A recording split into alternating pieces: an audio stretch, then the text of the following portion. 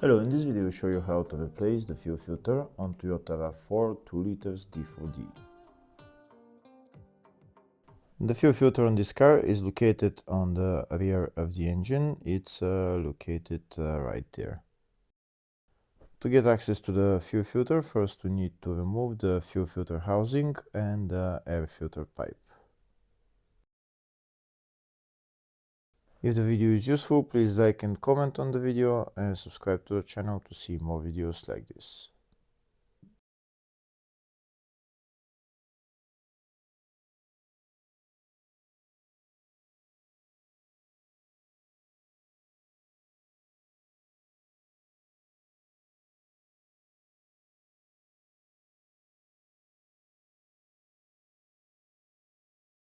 Now that we removed the air filter housing and air intake pipe, we have access to the fuel filter. That's the fuel filter right there.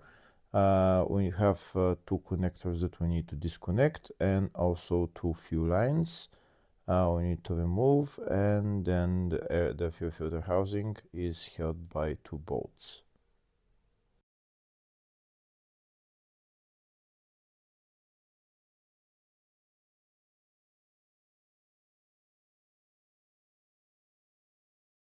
First, we'll start by disconnecting the two electrical connectors. On this connector, there's a tab on them that you need to press and then pull out the connector.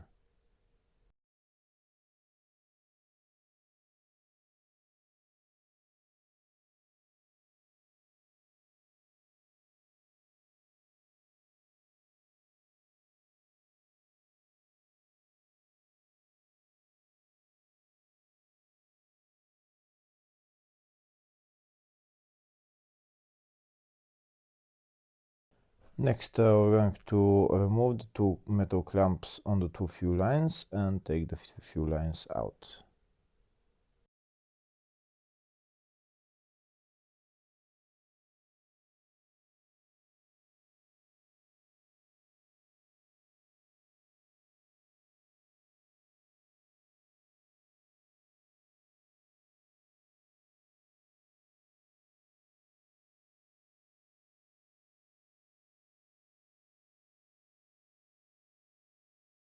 That's the two fuel lines removed. Next, we're going to remove the two bolts holding the fuel filter housing.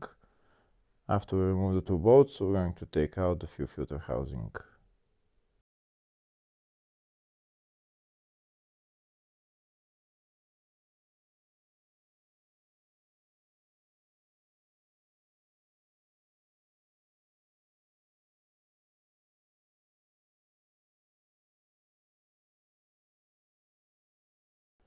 That's the two bolts removed, and that's the fuel filter housing out.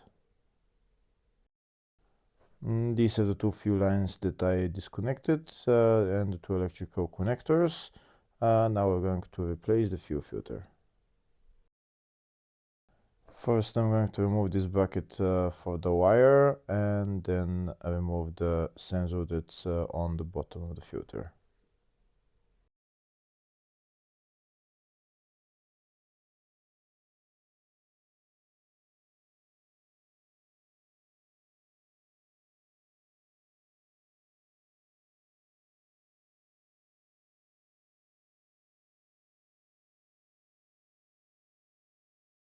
Now I'm going to remove the sensor that's on the bottom of the filter. To remove it, I'm going to turn it anti-clockwise and remove it. If it doesn't want to move, maybe get some pliers and remove it with that.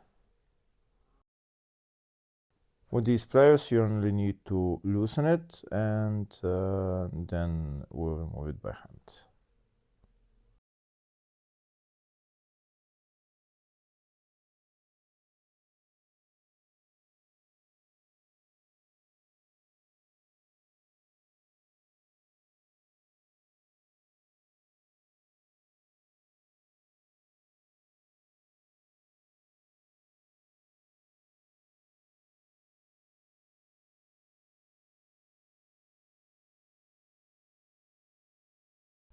That's the sensor removed. Now next we're going to put all the fuel into into that bottle, and next we're going to remove the fuel filter. Now to remove the fuel filter, we need to turn the fuel filter anti-clockwise, and when it loosens, then we'll remove it by hand. To turn it anti-clockwise, I'm going to use again my pliers.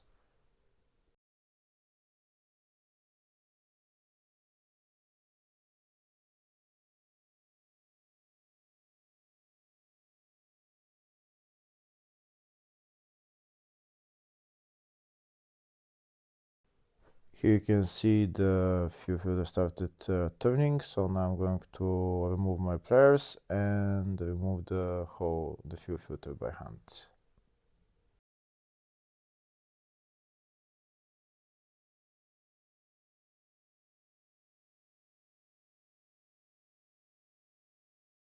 That's the fuel filter removed. Now I'm going to replace it with a new one.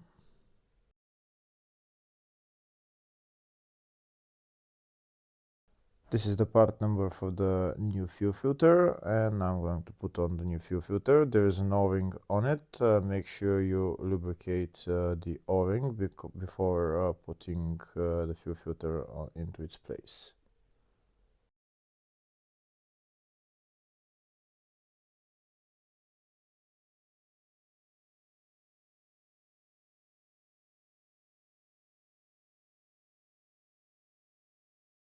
When you're tightening the fuel filter, only hand tighten it as much as it can, and then you don't need to use pliers. Afterwards, we're going to put the sensor on, but change the O-ring on it.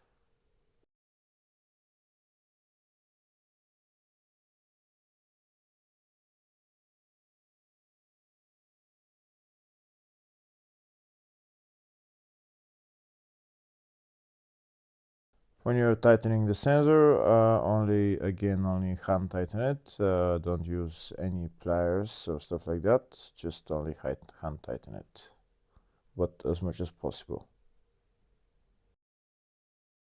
Now next we're going to put that bracket on that wire onto the fuel filter housing, and now we're going to put the whole fuel filter housing into its place. We're going to put on the two bolts, tighten them, then we're going to connect the two fuel lines and the two electrical connectors.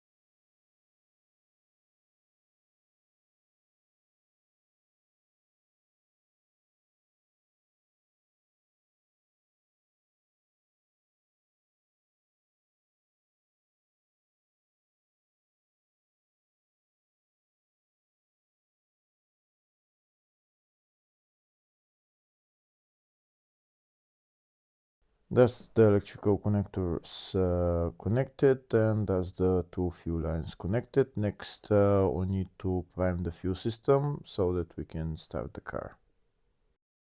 To prime the fuel system on this car, there is a mechanical hand pump that we need to press until it primes, until it bleeds out the system. This is the hand pump on top of the fuel filter housing, that red tab right there.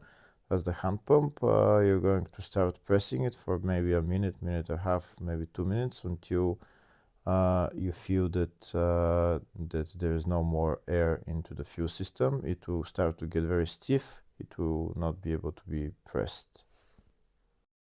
Once it becomes very hard to press the hand pump, that means that the fuel system has been primed, and then you can go into the car and start the car.